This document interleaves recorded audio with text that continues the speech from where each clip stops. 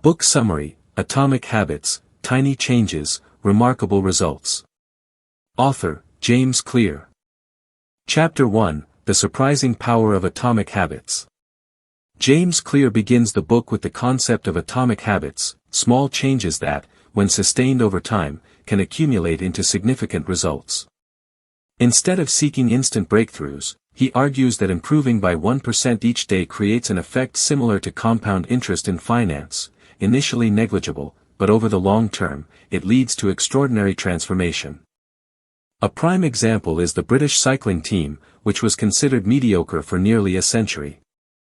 However, starting in 2003, under the leadership of Dave Brailsford, the team adopted a strategy of the aggregation of marginal gains, improving by 1% in every tiny aspect, from saddles, body temperature, clothing materials, to hand-washing techniques and sleep quality. These changes compounded and delivered results beyond expectations. They won 60% of the gold medals at the 2008 Beijing Olympics, set numerous new records, and dominated the Tour de France for years afterward. Clear emphasizes that change is not always immediately visible. Like melting a block of ice at 32 degrees, it requires persistent, quiet effort before reaching a tipping point. He calls this the plateau of latent potential, a region of hidden potential. Instead of focusing on immediate outcomes, prioritize the direction of daily behaviors. He also highlights the importance of systems over goals. Goals provide direction, but systems create real progress. An effective system, sustained over time, is the path to success. Chapter 2, How Your Habits Shape Your Identity, and Vice Versa. In the process of changing behavior, many people start by setting specific goals, like losing 5 kilograms or finishing a book, without realizing that sustainable behavior stems from changing beliefs about oneself. A person who doesn't read regularly will struggle to maintain a reading habit if they still think, "I'm not a learner." But when they start believing they are a knowledge enthusiast, reading every evening becomes a consistent behavior without effort. James Clear provides an example of someone trying to quit smoking. If they decline a cigarette by saying, "I'm trying to quit," they still retain the identity of a smoker. But if they say, "I'm not a smoker," they embody a new identity, and their behavior aligns with it. Sustainable change occurs when behavior and identity align. Every action we take is a vote for the person we want to become. By repeating positive behaviors like going to the gym, speaking kindly, or writing daily, a new identity gradually forms. And once the identity shifts, the accompanying behavior becomes natural and more sustainable than temporary motivation. We don't change by striving to achieve goals, but by proving to ourselves, through action, that we are becoming a new person. Chapter 3, How to Build Better Habits in 4 Simple Steps. Every habit originates from a behavioral loop consisting of 4 steps: cue, craving, response, and reward. A cue triggers attention. It leads to a craving, a desire to change an internal state. This prompts a response, a specific action, and it concludes with a reward, a feeling of satisfaction that reinforces the behavior. This is how the brain learns and repeats behaviors. For example, you see a notification light on your phone, cue, feel curious, craving, pick it up to check, response, and feel satisfied by being updated with news, reward. The more this loop repeats, the more the brain learns that the behavior is beneficial, turning it into an automatic habit. Clear shares the story of a woman who used daily journaling to overcome depression. The cue was a quiet morning, the craving was a desire for mental clarity, the response was writing down her thoughts, and the reward was a sense of relief and comfort afterward. Consistency in this behavior led to profound emotional transformation. To build good habits, make the cue obvious, the craving attractive, the response easy, and the reward satisfying. Conversely, to eliminate bad habits, obscure the cue, make the response difficult, and reduce the value of the reward. By understanding this core mechanism, you can adjust your environment and behavior to design a new life, not based on discipline, but on structure and an understanding of behavioral psychology. Chapter 4, The Man Who Didn't Look Twice. Behavior change starts with awareness. We often don't notice our habits because most are unconscious actions.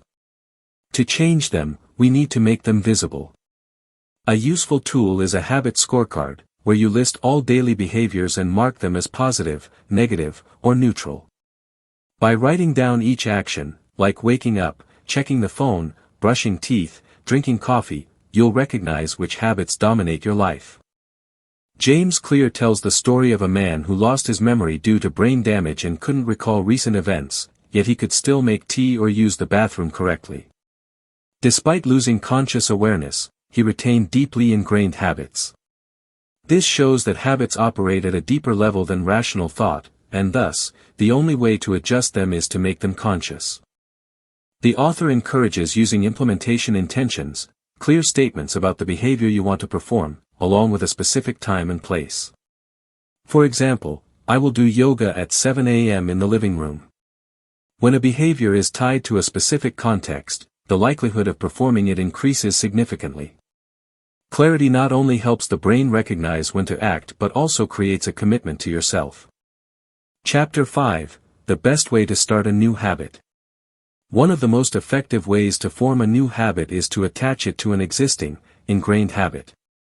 This is the principle of habit stacking, where a familiar behavior becomes the cue for a new one. For example, after making morning coffee, you can read 2 pages of a book. After washing your face, you write 3 things you're grateful for. After turning off the computer, you roll out a yoga mat. This structure gives the new habit an anchor, rather than starting from scratch.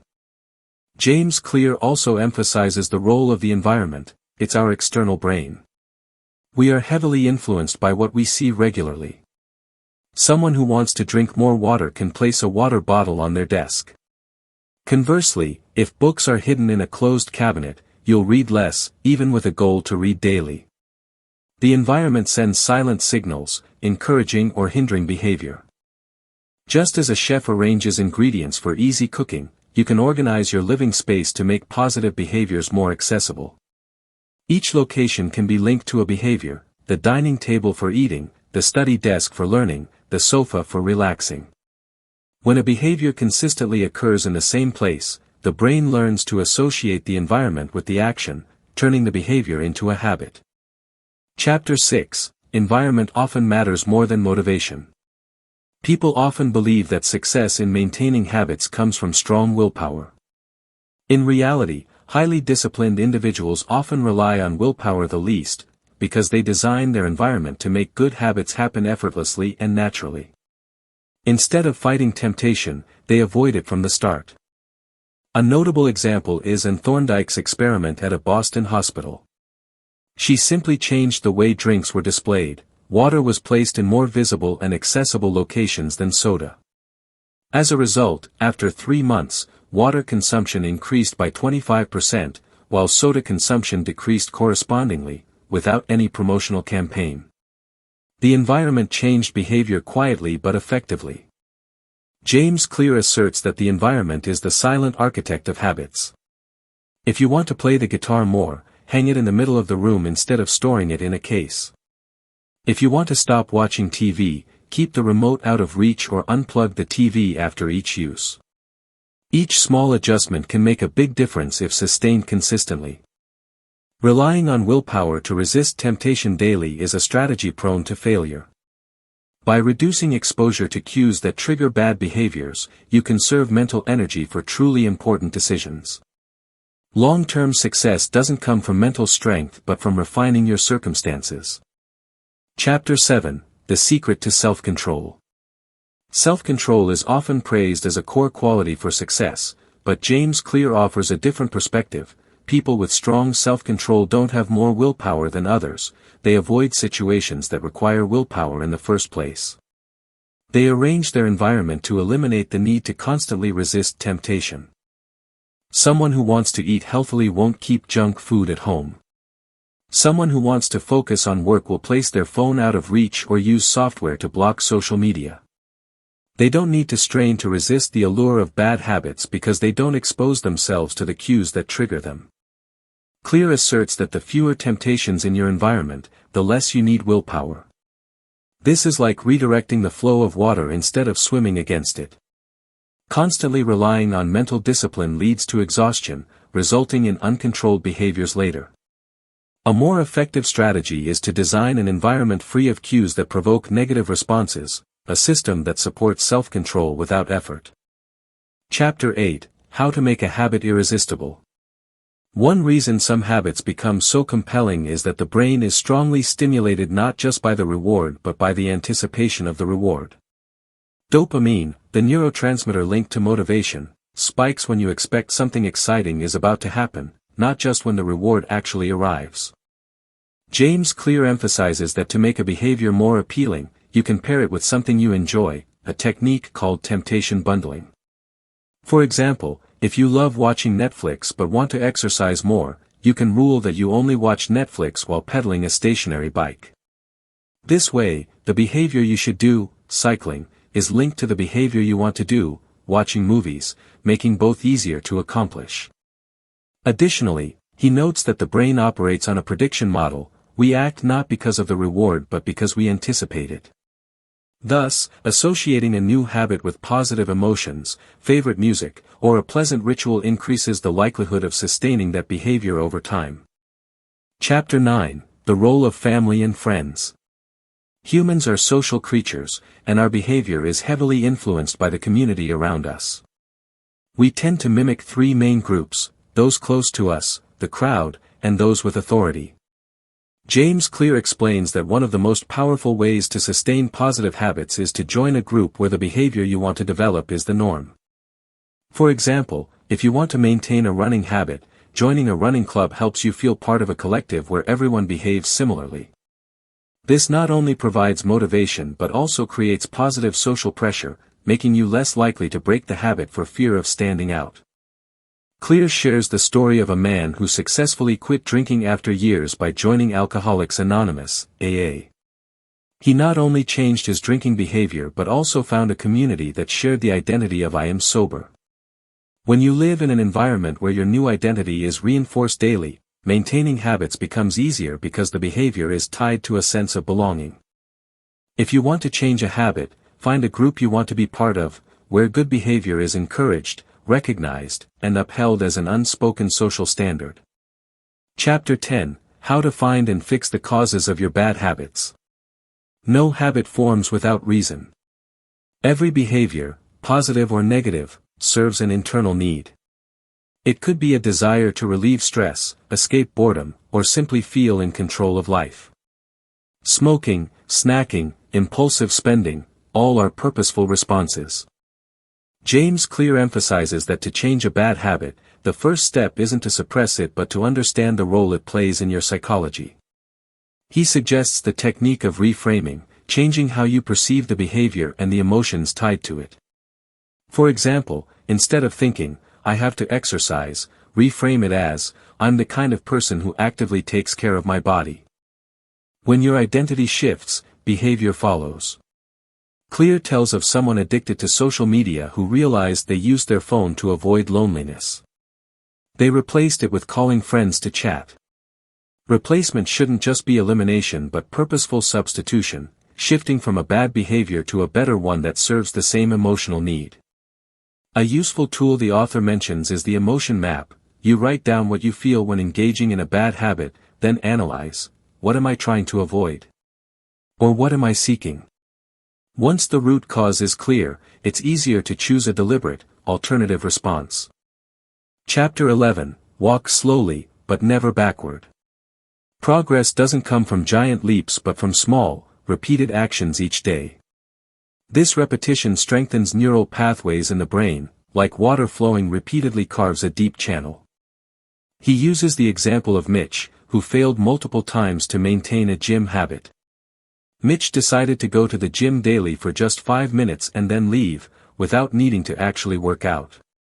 After 6 weeks, he had formed the habit of going to the gym without forcing himself. From there, exercising became more natural than ever. Clear recommends the 2-minute rule: turn any behavior into its simplest version, executable in under 2 minutes. This not only makes the behavior easy to start but also creates psychological momentum to continue longer. Another key concept is the behavior chain. Each small good action is a brick building a new identity. You don't need to be perfect, but you need to be consistent. Each day you maintain is a step forward, each day you give up is a step back, so move slowly, but never stand still. Chapter 12, The Law of Least Effort. Humans naturally gravitate toward the path of least resistance, physically and mentally. If a behavior is easier to perform, the likelihood of doing it increases significantly. James Clear calls this the principle of least effort, which governs nearly every daily choice, from turning on the TV instead of reading to choosing fast food over cooking. The author advises, reduce friction for good behaviors and increase friction for bad ones. For example, if you want to play the guitar more, don't store it in a case, keep it in the middle of the room, ready to pick up. If you want to stop watching TV, remove the batteries from the remote or place it in another room. These small but consistent barriers make bad behaviors harder and gradually eliminate them. Clear shares the story of his wife, who always sends birthday cards on time. Her secret is preparing cards, stamping them, and addressing them for the entire year in January. When the day comes, she just drops them in the mailbox. She doesn't have superior willpower, she simply designs her environment more cleverly than others. A notable strategy is one-time actions with lasting impact. Installing an automatic sprinkler system, buying reusable lunch containers, or setting up an app to block social media, these are single actions that enable good habits to run consistently without needing daily decisions. Habits aren't the result of discipline but of intelligent design. Chapter 13, How to Stop Procrastinating with the 2-Minute Rule. James Clear deeply understands procrastination. You stare at a study schedule or to-do list, knowing you need to act, but you don't budge. The reason is that we often equate starting with finishing, which overwhelms the brain. The solution: don't aim to finish, just start. The 2-minute rule emerges as a lifesaver. Turn every habit into an action that takes less than 2 minutes to do. Read a book every night becomes open the book, go running every morning becomes put on running shoes and step outside.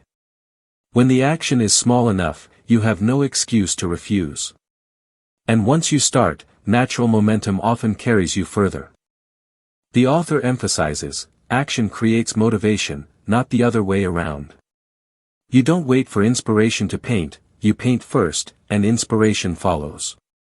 An example is using the small start technique for writing. Instead of aiming for 1,000 words, commit to writing 1 sentence. Almost always, the first sentence leads to a second, then a third, then a whole paragraph. Another interesting point is the starter chain. You create a set of consistent opening actions to signal to your body that it's time to do this. Putting on workout clothes, playing favorite music, clearing the desk, all are preparatory cues that reduce mental barriers to starting a behavior. Chapter 14, Make Good Habits Inevitable and Bad Habits Impossible. No one has enough willpower to make good decisions every day in an environment full of temptations. Instead of trying to control yourself, lock yourself into the right choices from the start. This is a commitment device. James Clear cites the example of Victor Hugo. Under pressure to finish a book, he had his servant lock away all his clothes. He couldn't leave the house, forcing him to stay and write. A modern example is someone using a timed phone lockbox for an hour to force focused studying. The author encourages creating binding systems. Set up automatic bank transfers for savings, use apps to block social media, or ask friends to hold you accountable. Once bad behaviors are made nearly impossible, you no longer need willpower. The environment does the work for you. Conversely, automate good behaviors. Buy a timed coffee maker for mornings, join a gym near your home, schedule weekly vegetable deliveries. These initial actions may require effort, but once built into the system, they become things you don't need to decide on daily.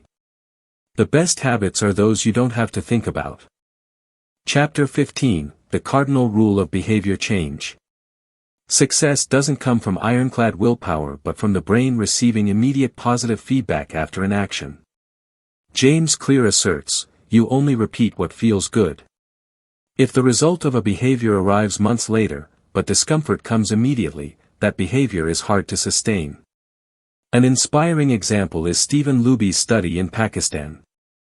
Instead of lecturing about bacteria, he simply provided high-quality soap with a pleasant scent and soft foam.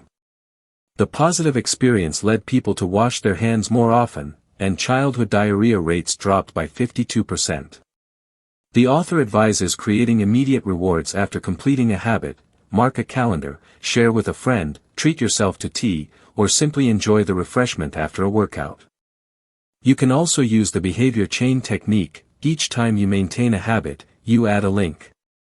Seeing an unbroken chain becomes a powerful motivator to continue. The key isn't the single action but whether you want to do it again tomorrow. To make that happen, the behavior must feel rewarding immediately, even if just with a small checkmark on a calendar. The reward doesn't need to be big, just prompt. Chapter 16: How to Stick with Good Habits Every Day. When a habit is performed long enough, it no longer requires discipline, only maintenance. James Clear shares a simple but powerful principle: don't break the chain. By tracking each time you complete a good behavior, like marking a calendar, moving a marble, or shifting a paperclip from one jar to another, you create a continuous chain that shows progress. The author cites Trent Dursmid, a young stockbroker. He used 2 glass jars and 120 paperclips. After each client call, he moved a paperclip to the other jar. Each day, when the first jar was empty, he had completed exactly 120 calls. The paperclip didn't just represent the action, it created an immediate sense of achievement. Habits only truly form when progress is visible. Studies show that people who track their weight loss or log their daily meals tend to lose twice as much weight as those who don't. Observing behavior makes it easier to maintain, because progress is the most effective motivator. Clear also advises the rule: never miss twice in a row. Missing once is acceptable, but missing twice consecutively is the start of breaking the behavior chain. When you learn to forgive yesterday but protect today, you build a solid foundation for long-term progress. Chapter 17: How an Accountability Partner Can Change Everything. In the journey to form habits, personal willpower is crucial, but it's not everything. James Clear points out that social oversight acts as a gatekeeper to sustain behavior long-term.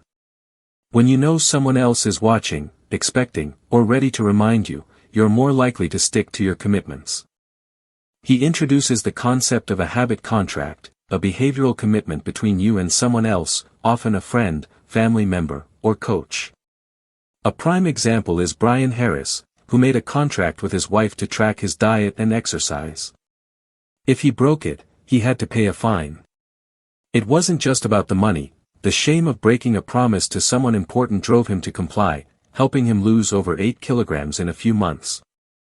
The author also mentions Thomas Frank, a famous YouTuber, who publicly shared his goals with thousands of subscribers to force himself to post videos on time. When behavior is tied to public image, commitment strengthens significantly. You don't need a professional overseer, just a trusted person who will ask, "Have you done it?"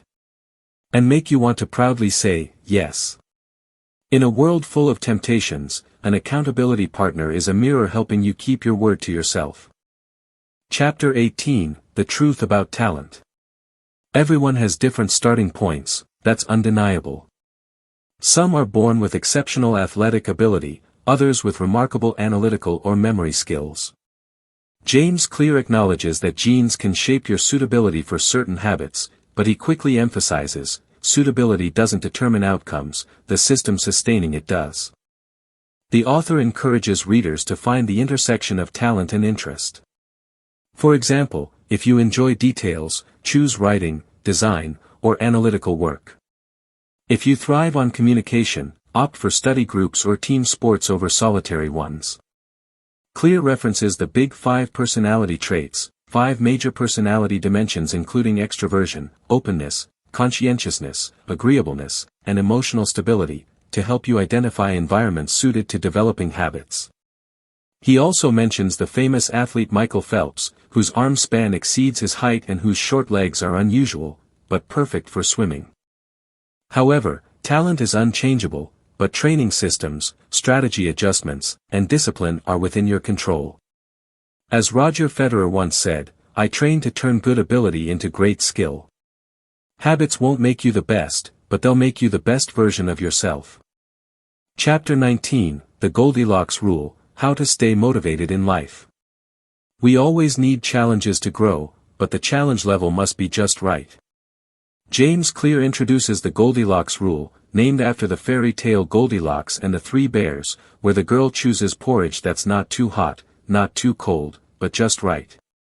Similarly, habits are sustained effectively when they're at a just right level of challenge, not too hard, not too easy. He analyzes the flow state, where you're highly focused, lose track of time, and feel deeply excited while performing a behavior. This state occurs when the task's difficulty matches or slightly exceeds your current skill level. Clear describes a software company using a career best effort system, where employees aren't judged by outcomes but by weekly progress compared to themselves. Being encouraged to improve slightly each week keeps people engaged long-term without being overwhelmed by unrealistic expectations. To stay motivated, measure progress concretely, number of workouts, pages read, or steps walked daily. The feeling of I'm moving forward, not standing still is the most powerful fuel for sustaining behavior. Chapter 20, The Downside of Good Habits, and How to Overcome It. Good habits, when sustained long enough, become automatic. But that very automation can lead to complacency and stagnation.